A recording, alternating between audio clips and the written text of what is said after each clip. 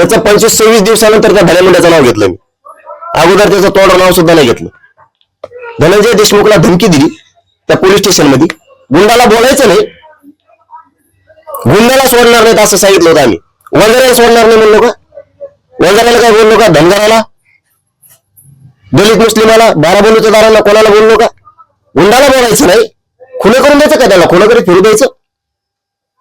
त्याचं नाव घ्यायचं कारणच ते की ते लोकांना दापतच नाहीये, त्याची टोळी तो रस्त्यावर उतरतो, धमक्या द्यायला लावतो. आता धनंजय देशमुखला जर धमकी दिली म्हणजे धनंजय मुंडेचं पोट भरलं नाही, संतोष देशमुखांचा खून करून तो पोट भरलं नाही, तुला हे बी कुटुंब मारून टाकायचं काय? आणि पेंट आहे का बारबारी तुला माझोडेपणा प्रत्येक वेळेस सहन करायला? मी एवढ्या सोप्या गोष्टी आहेत कधी राहायच किती करतो टोळी.